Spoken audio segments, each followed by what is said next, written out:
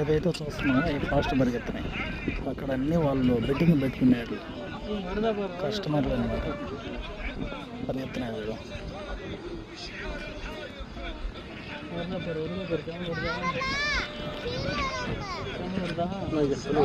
Zooming mega pixel అదిరిపోయింది.